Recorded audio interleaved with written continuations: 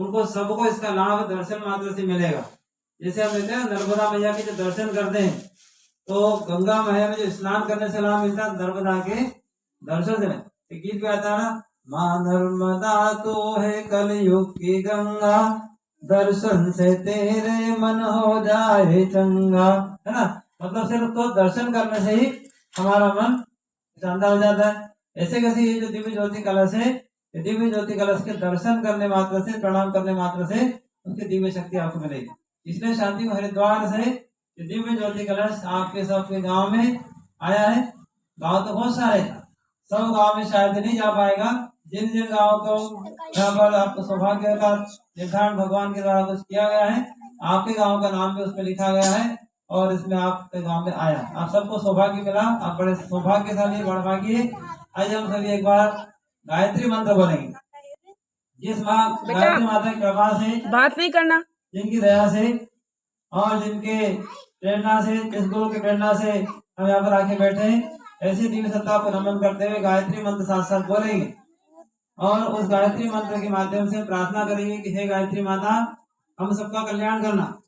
आप आज हमारे गांव में इस रथ के माध्यम से आए हैं, हम सबको आशीर्वाद देकर के जाना, हमारा जीवन शानदार बन जाए, सुखी बने, हमारे जीवन के कष्ट मुसीबत जो भी है उसको हर लेना, हम सबको कर्जे से मुक्त कर देना। ये गायत्री माता कर्जे से मुक्त करने आई है आपके ऊपर, क्योंकि हर इंसान के ऊपर कहीं ना कहीं इस तरह से कर्जा हो जाता है कि जिंदगी में परेशान हैरान रहता है। तो गायत्री माता दिव्य शक्ति आपको एक ऐसी शानदार बुद्धि देगी, क्योंकि आदमी बुद्धि के गलत होने से ही कर्जे में डूब जाता है और बुद्धि का भी उपयोग कर लेगा तो कर्जे से मुक्त हो जाएगा। तो ऐसी दिव्य शक्ति है। हम आपके बीच में वहाँ का संदेश हरिद्वार का दें। हम कोई बहुत बड़े महात्मा नहीं, कोई संत नहीं, कोई ज्ञानी नहीं, हम कोई बहुत बड़े कोई नेता भी नहीं कि अपन को ऐसा भाषण करें। यहाँ पर जो चिट्ठी गुरु जी की है, गुरुदेव ने कहा है कि गाँव जाकर के हमारे गाँव में जो दूर दराज में रहते हैं हमारे बेटे बेटी जाकर के बता के आना, गायत्री माता की बात बता के आना, अखंड दीपक की बात बता के आ जाना, ताकि उनके जीवन का कष्ट दुख मुसीबत दूर हो जाए।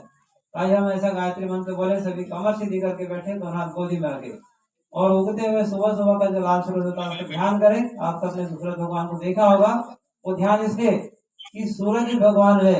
ये गायत्री मंत्र के देवता सविता है और सविता देवता मतलब देने वाले। बेटे बातें नहीं करो, आप बहुत शानदार तरीके बैठे, सब जिधर बैठे। अभी आपके सबके काम की बात है, आपस में बैठे इधर कुछ भी लगा ना लगा उसको मत देखो, तो तिलक जैसा लग गया, लग गया तो सब ठीक हो जाएगा। ये लग गया है, जिसको न भी लगा है भाव करे कि हमको सब दिव्य शक्ति मिल रही है। हम यहाँ पे कह रहे हैं कि वो दिव्य शक्ति, वो गायत्री माता का जो दिव्य मंत्र हम सब बोलेंगे सभी उगते हुए सुबह को सूर्य की बात इसलिए बता रहे हैं कि सविता जो है गायत्री मंत्र के देवता है। और देवता जो होते, देवता का मतलब देने वाला, जो देता है वो देवता।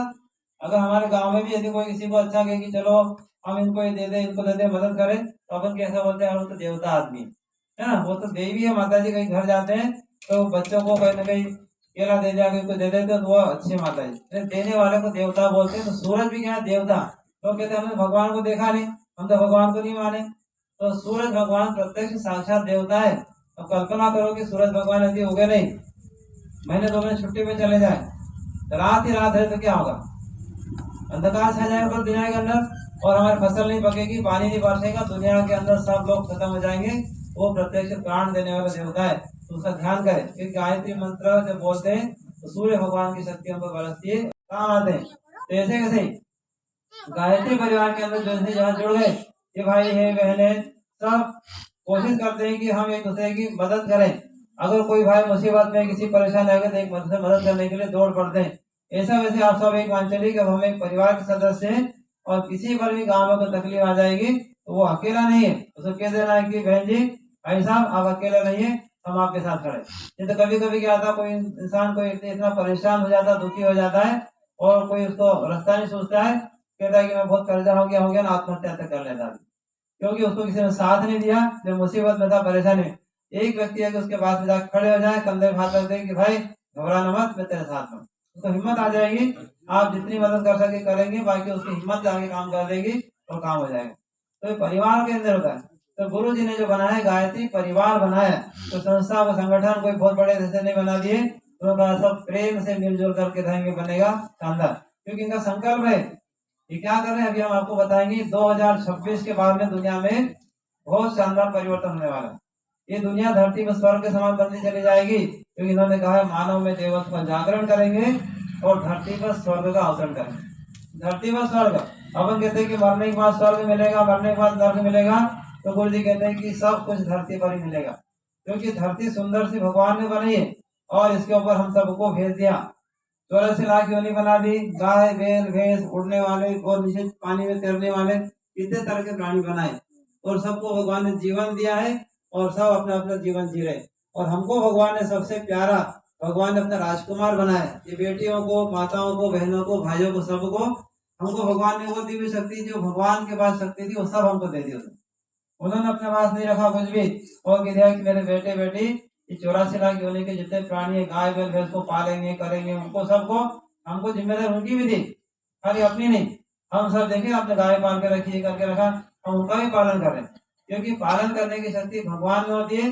भगवान रोज रोज धरती पर नहीं आ सकता, भगवान ने इंसान को भेजा धरती पर और कह दिया कि जा धरती को स्वर्ग बनाना। और क्या दिया भगवान ने स्वर्ग बनाने के लिए? भगवान ने 2 ताकत अलग से दिए।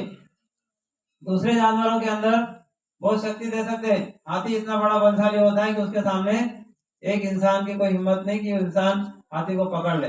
हाथी चाहे तो 2-4 इंसान को फटाफट वहां पे मार खत्म कर दे। शेर कितना खतरनाक जानवर होता है, जंगल का राजा होता है, उसमें कितनी ताकत है, चीता कितनी ताकत है। और इंसान ने बुद्धि दी है, बुद्धि के बल पर इंसान हाथी को बस में कर लेता है, शेर को बस में कर लेता है और उससे अपने काम करा लेता है। किससे? बुद्धि से। इंसान को बोलने की ताकत दी, दूसरे किसी जानवर को बोलने की ताकत भी नहीं दी, वो सिर्फ अपनी थोड़ी सी भाषा में थोड़ा सा कुछ बोल लेता, संकेत कर लेता है।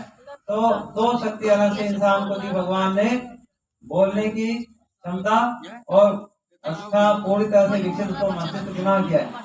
ये छोटे बच्चे देखे ना, छोटे बच्चे बैठे, इनको आप ने थोड़ा बहुत ज्ञान दे दिया, फिर स्कूल जाते हैं, पढ़ते हैं, वहाँ स्कूल में बैठ करके ज्ञान करते रहते हैं। हमारे पीछे देखे बड़े भाई देखिए वाले बैठे, सब बचपन में जब हम थे स्कूल में गए थे तब कुछ नहीं आता था, अनार का आम का लिखते भी नहीं आता, धीरे धीरे सीख लिया और सीख करके बड़ा शानदार लिखने लग गए, लिखते लिखते और ज्ञान प्राप्त करते करते एक बच्चा उसी स्कूल में उसी क्लास में बैठते बैठते डॉक्टर बन जाता है, शिक्षक बन जाता है, इंजीनियर बन जाता है, कलेक्टर बन जाता है। वो अपने समय का उपयोग करता है। तो एक बच्चा उद्दंड होता है, शिक्षक की बात नहीं सुनता, माता पिता की बात नहीं सुनता, स्कूल में कभी जाता कभी नहीं जाता, वो फेल होते चले जाता है, वो चपरासी भी नहीं बन सकता। 24 घंटे उसको भी मिले थे, 24 घंटे उसको मिले थे।